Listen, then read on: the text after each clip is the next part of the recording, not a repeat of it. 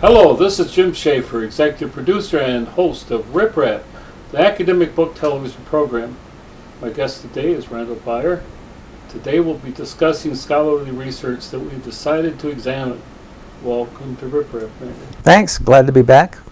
One of the first things I'd like to do is talk about the work of Maxine Green, who just passed in the last couple of weeks, who was a fabulous teacher educator at Teachers College. And just one of the most literate people. And she wrote the foreword for this interesting book called Embracing Risk in Urban Education, Curiosity, Creativity, and Courage in the Era of No Excuses and Relay Race Reform. It's by Alice Ginsberg, but the foreword is by Maxine Green, who is just one of these extraordinary things. And her opening sentence, I think, is just wonderful.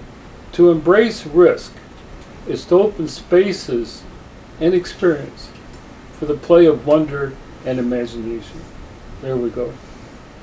It involves the willingness to face the unpredictable and at once working to identify a range of untapped possibilities. And that's, I've also got other books here, Landscapes of Learning, where she suggested there's a place in teacher education for foundations people whose fundamental concern was opening perspectives on the many faces of the human world. And that is just, and that's what she's talking about, is in terms of the landscapes of learning, is to be aware of where you are and the people who are there. So what were some of her landscapes? Well, in the book, it's kind of interesting. Like one of them, she calls pedagogy and praxis, the problem of malefic generosity. Malefic? Malefic, yeah. And she talked about how Sartre, in A Plea for Intellectuals, talked about the contradictions suffered by the intellectual who was a middleman, a middling man, a middle-class man, a humanist from his early childhood. She started talking about Sartre. But the predicament she's talking about is that of an intellectual and many what she calls wide-awake professionals, including those who teach. And that's this issue that she's talking about, is to be aware, wide awake about what's going on. And then she's got one, the Aegon of Basics, the matter of mystification. You know, sometimes people just, if they can't figure out what else to do, they mystify it and make it a higher order kind of thing. Yeah, make it more complicated and more, well, that certainly happens in higher ed, doesn't it? She says, the matter of mystification, teacher education in unquiet times. You know, which is certainly what we're in the middle of now. And she starts that one off with, there are many modes of mystification. One's dramatized in Herman Melville's Moby Dick. Captain Ahab in that novel deliberately creates a surface reality, that of an ordinary whaling voyage, to mask the actuality of his personal manic quest. Ahab. Right. Ahab is an icon of, our search for, I don't know, I was about to say deeper meaning, but I don't think that's, in the case of Ahab, I don't think that's... To accomplish his object, Ahab must use tools. And of all tools used in the shadow of the moon, men are most apt to get out of order. So, you know, he distorted everything. He distorted order. His personal revenge. Right. You know? And I think that also is kind of a cautionary to teachers, that, you know, both teachers and their students, what's really going on here? You need to see below the surface. Yeah. So it's... Now, was she an educator who worked in public sphere or in the university sphere, or was she more of a philosopher? She was located at Teachers College. She was interested with the full range of educational experience. The rational and emancipatory towards a role for imaginative literature. She's also regarded as a philosopher teacher. And she says, critical philosophy today tries to grasp the self-formative process of the active subject. The very term critical refers to the human capacity for self-reflection as it does to reflective rationality. Mm-hmm. But it's extremely difficult to feel ourselves active subjects in today's world. Emancipatory activity seems continually thwarted in our everyday lives. Well, I know there's been a lot of change in the way classrooms are being looked at these days, that I think this is probably where constructivism, active learning, and actually participatory learning, modeling and acting out. What is this called? Living out historical moments and things like that. Play acting, character roles, role playing, in terms of trying to understand how the past, in terms of history, was created.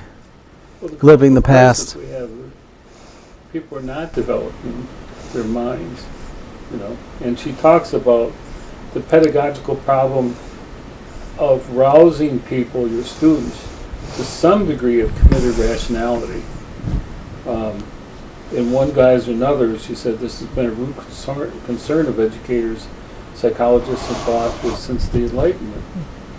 The responses to it have been multiple: experiential education, is what you're talking about, Yeah. logical or linguistic analysis, psychoanalysis, and various pedagogies of the oppressed. How are we going to lift people to the higher awareness of what's going on? So it's just it's hard to encompass all this in a brief amount of time, but it's just wonderful stuff.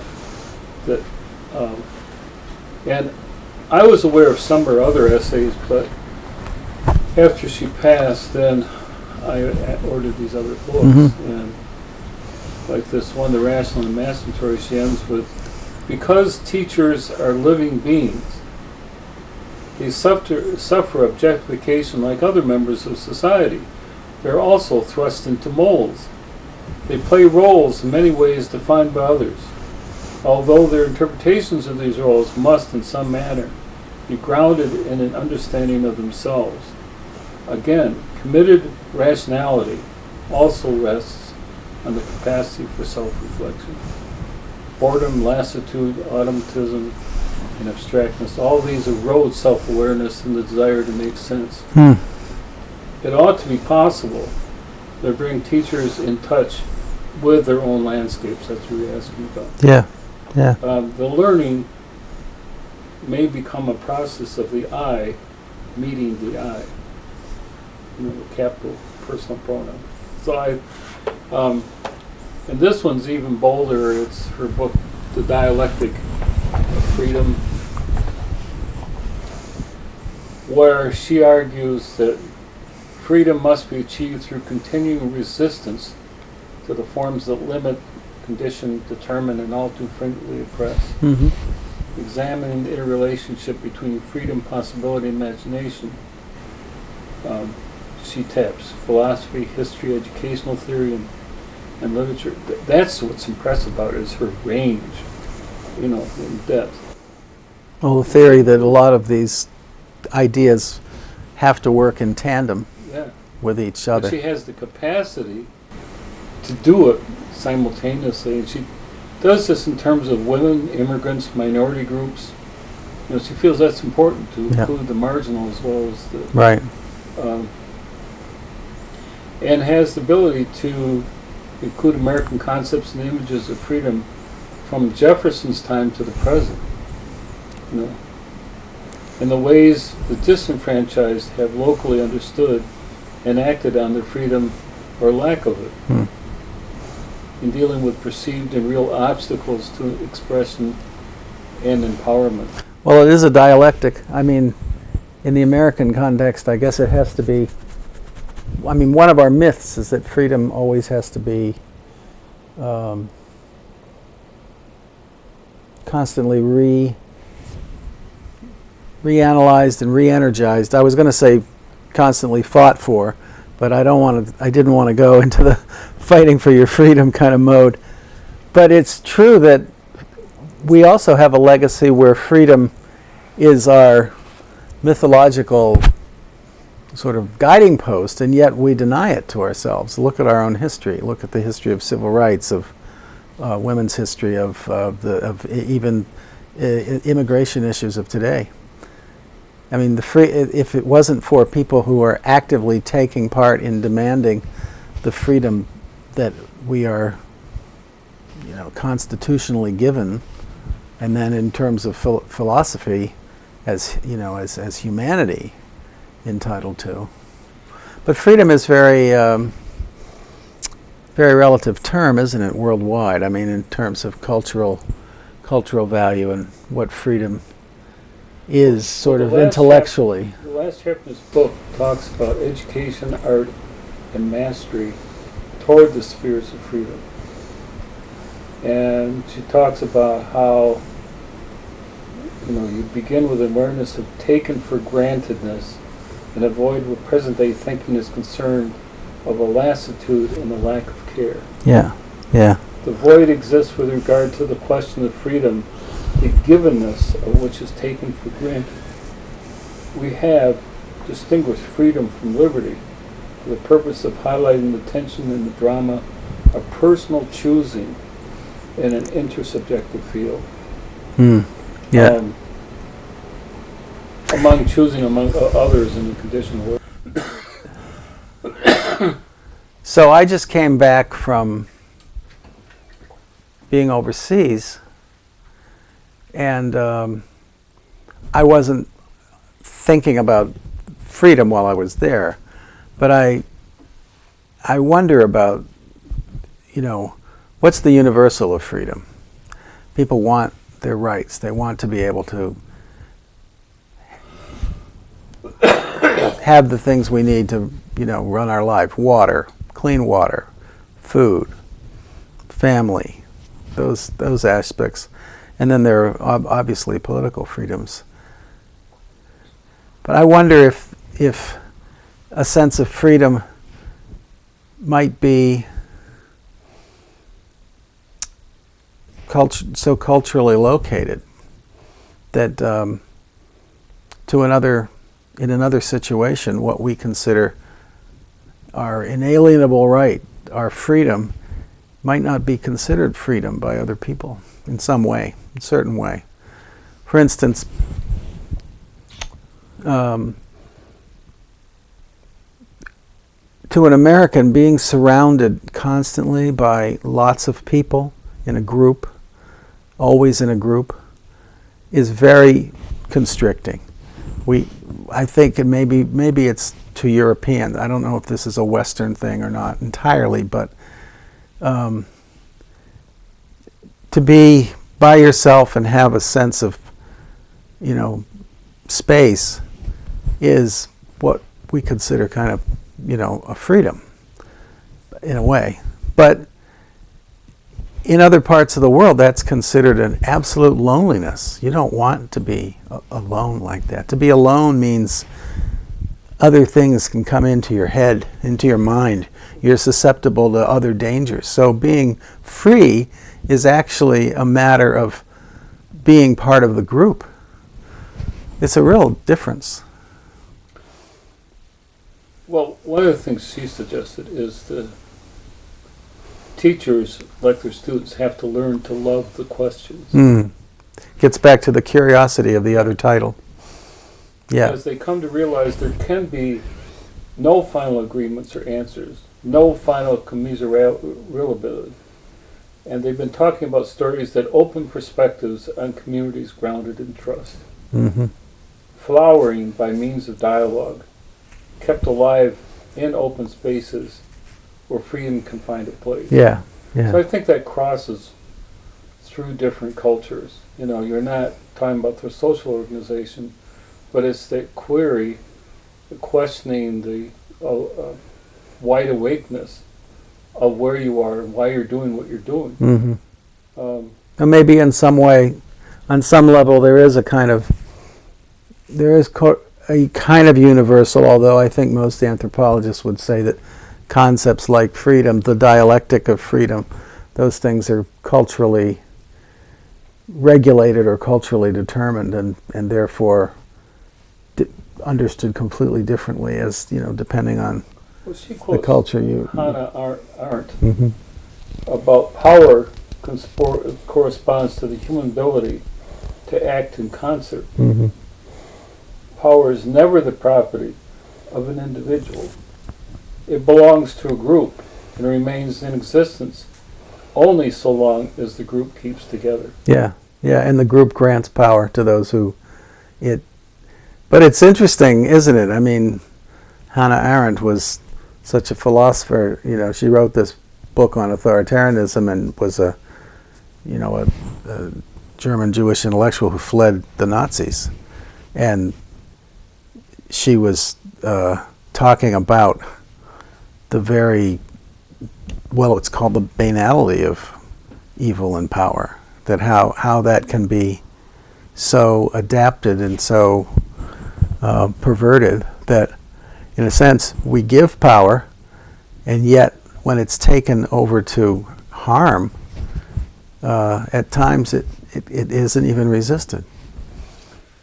A very interesting way that she ended this chapter is talking about Adrian Rich in a poem called Integrity, which begins, "A wild patience has taken me this far."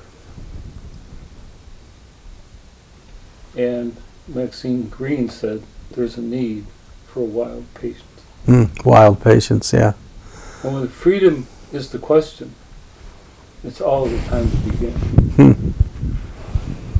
Yeah. So I think there's an understanding of the irrational, the deeper subconscious level with this inquiry. It's not just a surface thing.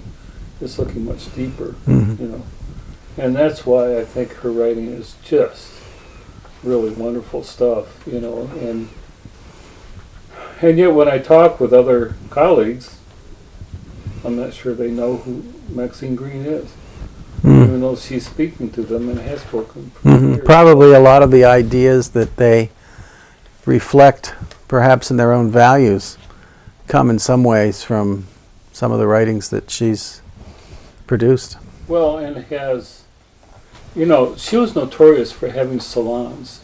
She lived in New York. Mm-hmm. And one of the people that were at her salons was Bill Ayers, who, is a distinguished professor of education in Illinois, but also was mentioned in the presidential debates. But the main thing was to have these get-togethers of intellectuals to talk and be together and celebrate, the inquiry. And I think that's where this other book, The Embracing Risk by Alice Ginsberg, came from, because they're talking about unpacking the language of 21st century school reform and policy, which is one of the reasons that I'm getting a PhD, is because I think the No Child Left Behind thing is completely insane and racist.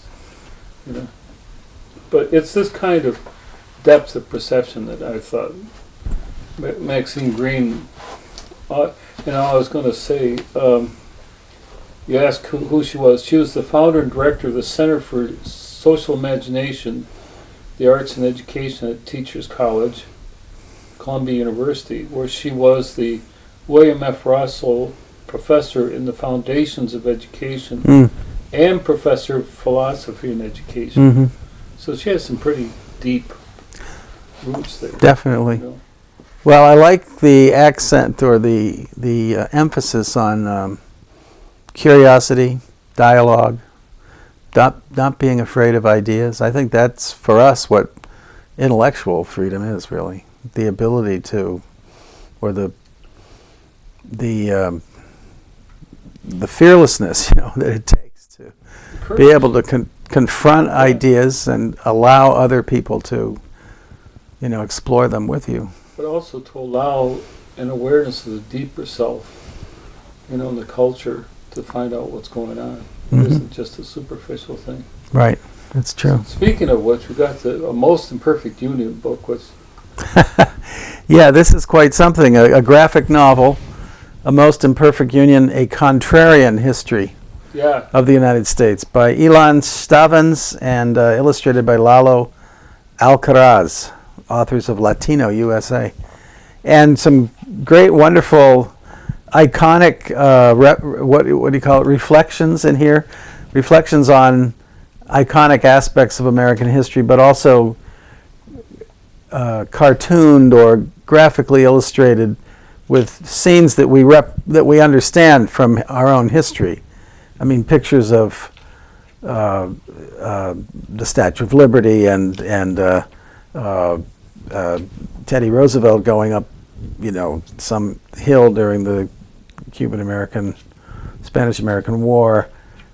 John Brown of the anti-slavery Uncle Tom's Cabin. I mean, all these images that are from newspapers, from famous photographs that become iconicized, I guess, can I say that? And this is a history of American politics and sets nation. a lot of the conventional sense of American history on its head. Yeah.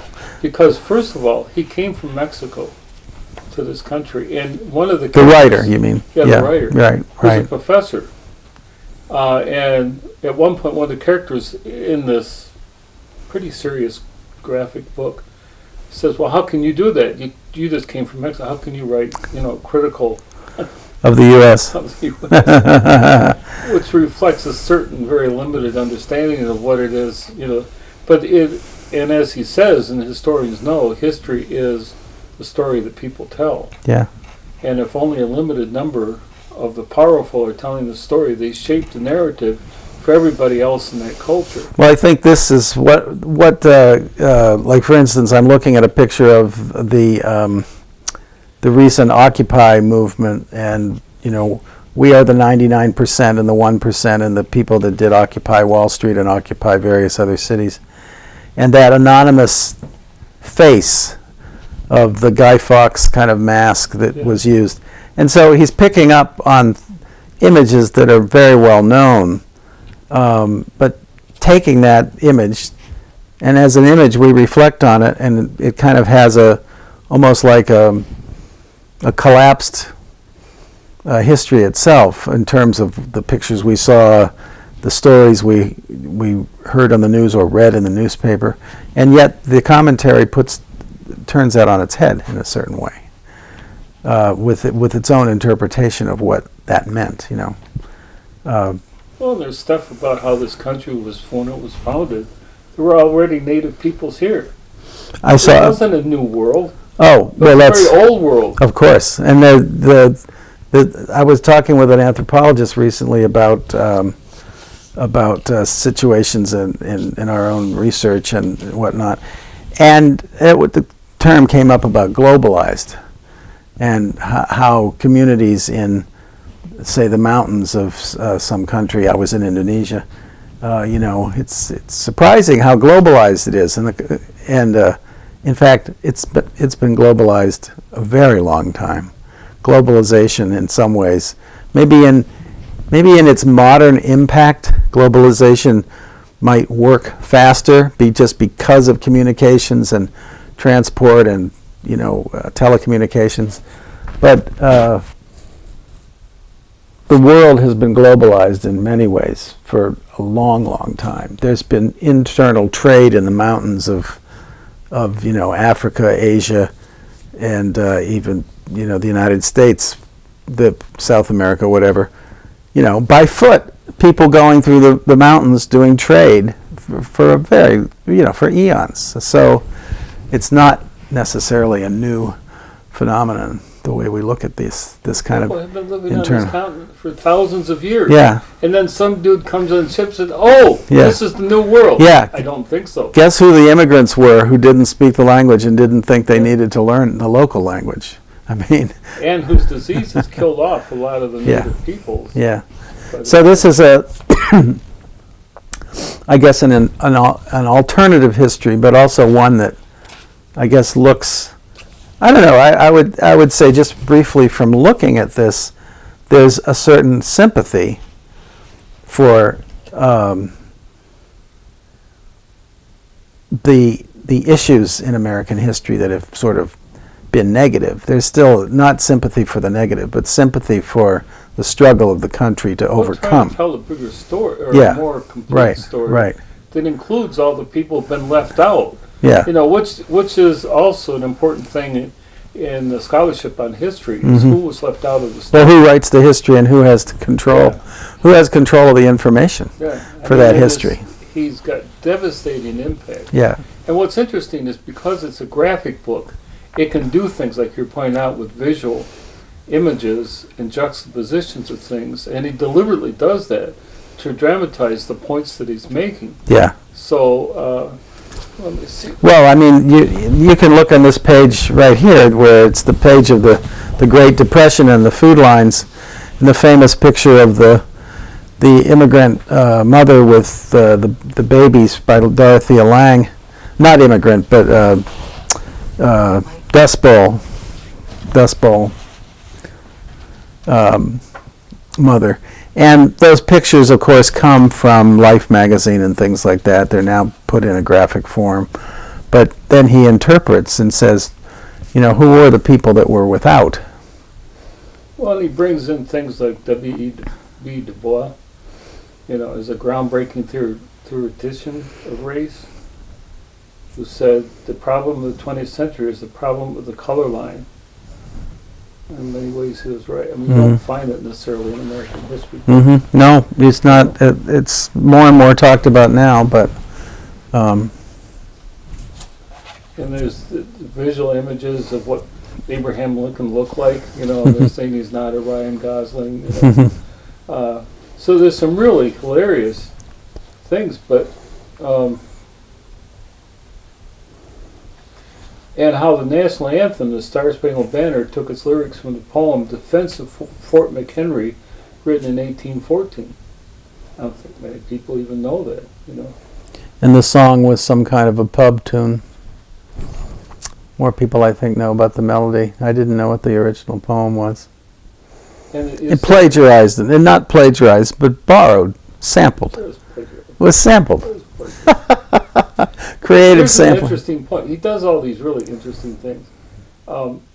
He says, I'm always amazed at how Americans treat their flag like a sacred object, who become incensed when anyone desecrates it, yet they use the flag as a motif on coffee mugs, pencils, watches, and underwear. Oh, absolutely, right.